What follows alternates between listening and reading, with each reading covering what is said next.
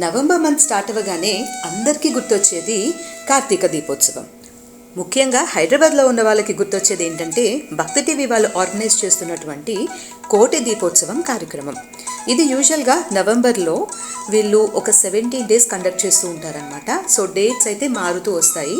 But ఈ year 2024లో మనకి November 9th నుంచి నవంబర్ 25th వరకు జరిగిందనమాట. ఇదేంటంటే ఎన్టీఆర్ గార్డెన్స్ ఉన్నాయి కదా, ఎన్టీఆర్ స్టేడియం హైదరాబాద్లో. సో అక్కడ వెన్యూ అనమాట, అక్కడ జరిగింది ఈ ఈవెంట్. అండ్ ఎవ్రీడే ఈవినింగ్ 5:30 నుండి అయితే స్టార్ట్ అయింది. సో కోటి దీపోత్సవం అనగానే అందరికీ వచ్చే డౌట్ ఏంటంటే ఒక్క రోజులోనే కోటి దీపారాధన జరుగుతుందా అని. బట్ యాక్చువల్లీ అలా కాదండి.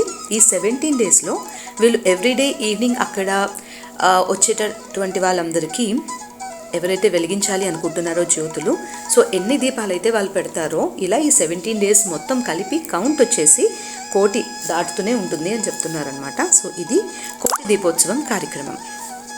సో ఇక్కడ నేను ఎవ్రీ ఇయర్ భక్తి టీవీలో ఇది లైవ్ ఈవెంట్ వాచ్ చేస్తూ ఉంటాను. బట్ కానీ నాకు ఈసారి ఛాన్స్ దొరికి వెళ్ళేటప్పటికి నాకైతే ఏమనిపించిందంటే ఖచ్చితంగా మన లైఫ్ టైంలో ఒక్కసారైనా సరే ఈ ఈవెంట్ అటెండ్ అయి తీరాలి అని.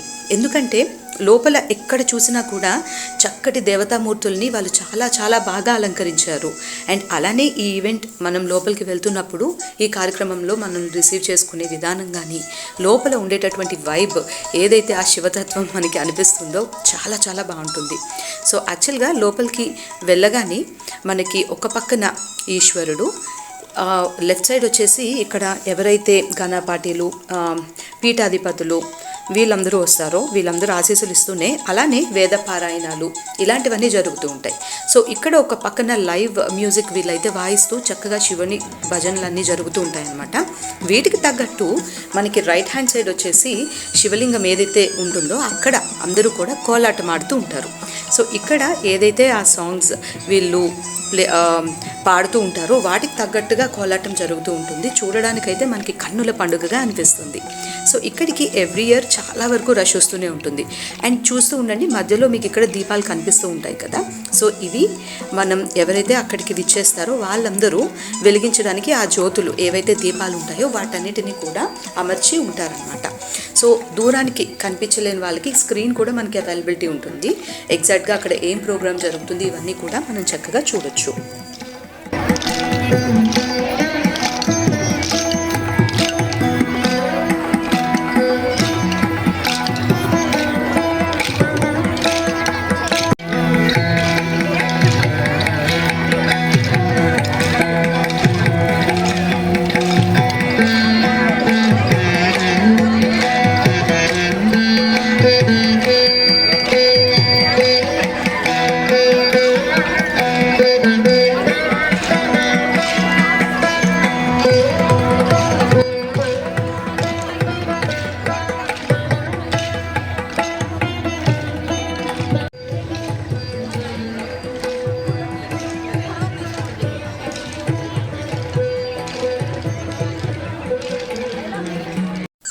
మనం ముందుగా చెప్పుకున్నట్టే ఇక్కడ ఉన్నటువంటి దేవతా విగ్రహాలన్నింటినీ చాలా చాలా చక్కగా అద్భుతంగా అలంకరించారనమాట.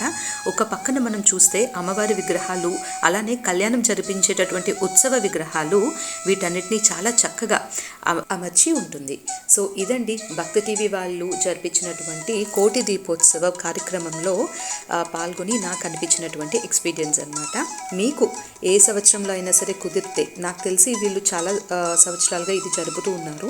సో ఎప్పుడైనా మీకు హైదరాబాద్లో ఉన్నప్పుడు నవంబర్ మంత్లో కుదిరి విఐపి పాసెస్ దొరికితే కనుక ఖచ్చితంగా అటెండ్ చేయండి ఈ ఈవెంట్ని.